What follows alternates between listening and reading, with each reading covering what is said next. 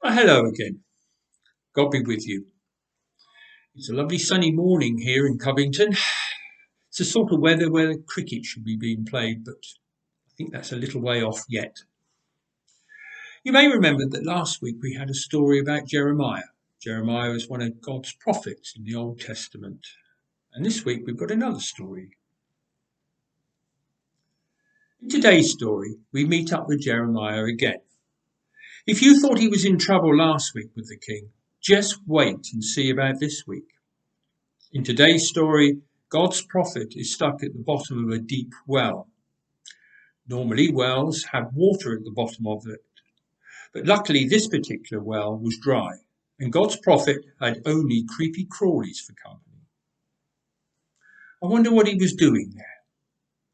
Let's open the book at the story called Down in the Well.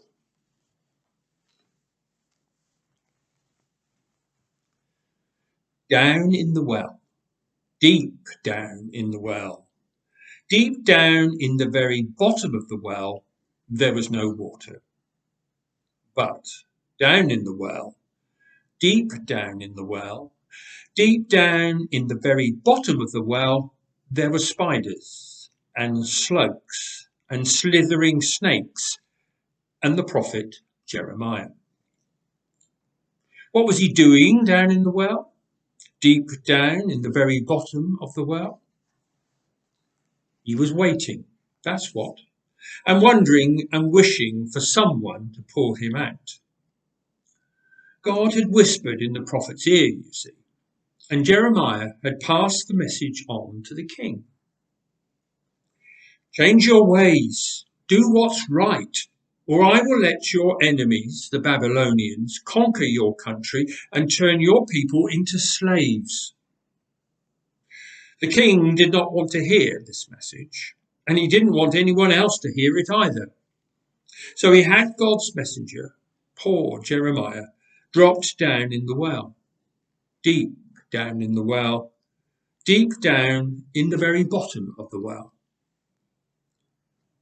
It was dark down there, too dark for Jeremiah to see, but it wasn't too dark for God.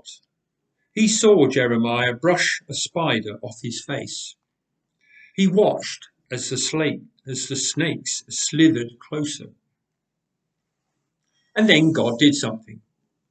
He whispered into the ear of one of the king's servants, a man called Ebed-Melech, and he told him to go and fetch his dirty laundry. Down in the well, deep down in the well, deep down to the very bottom of the well dropped Ebed-Melech's laundry, and it landed right on Jeremiah's head. Hey, hollered the prophet, what's this? My clothes, called Ebed-Melech. Everything but what I'm wearing on my back. I've tied them together like a rope. Now wrap them around you quickly, and I will pull you out. And so, more determined than ever to pass on God's message, the prophet rose up from the well, right up from the well, right up from the very bottom of the well.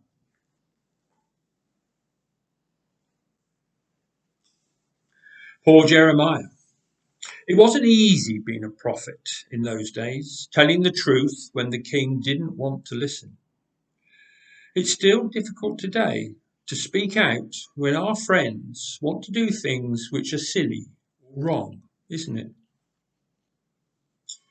Think about a time when you've had to be brave and speak out, even though you knew your friends weren't going to like it.